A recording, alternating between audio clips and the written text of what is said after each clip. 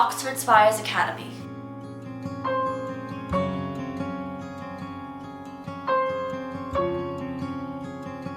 Puddles and death by large vehicles run over children accompanied with other small animals in a study of philosophy disguised as a bedtime story. A muster of peacocks cluster round, demanding praise for the honor of being in their presence, while they parade their wares as if intended for sale instead of museum display. A nighttime spent in anticipation of what she would remember. Half an hour's sleep lost exchanged for application of the most presentable face the world must force itself to look at. A spare moment before the shower where a bend reveals sought-after firm in a place she actually wants it. 24 hours on the bathroom floor.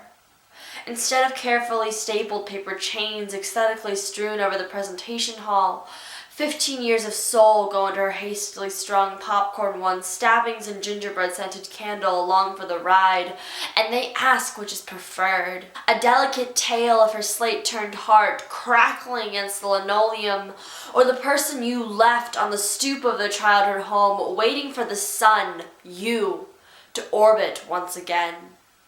This is what it means to write a poem. I got the inspiration from this poem from actually this very common, and you wouldn't think it'd be a very common phrase/sentence that Kate Clancy, head of the A-levels creative writing course at Oxfordspires Academy, used to say. And it was more of just like a observation than anything else because of how much death appeared in everyone's poetry. And I just kind of developed it into this poem where I talked basically about everything that I've learned under her instruction whilst being in Oxfordspires Academy in terms of my education as a poet and a writer. And it doesn't make much sense, but I'm hoping you'll get the general idea of it, because if not, you're just going to be saying, "Oh, Sophia, what the heck were you thinking when you wrote this?" But to someone who was there, which probably only like 1 or 2 people who might be watching this video will actually understand or comprehend, it'll make sense. If there was one main overarching lesson or idea of what I've learned at Oxfordspires Academy in my time there, it was exactly what personally appeals to me in poetry and what other people may be looking for. And there are 3 types of poems that I can think of right off the top of my head. The first one being the kind that pretty much dominates most of my notebook, which is a lot of just throwaway chicken scratch where I have to work through everything that I'm thinking about and just write as many things down and hopefully pray to find a good line or 2 somewhere in the mix. And then there's the kind which I noticed that a very large majority of the people at Oxfordspires actually use and execute, which is very distant metaphor in a way that it's fully fleshed out and developed to the reader or listener, but has pretty much no personal resonance or connotation within themselves.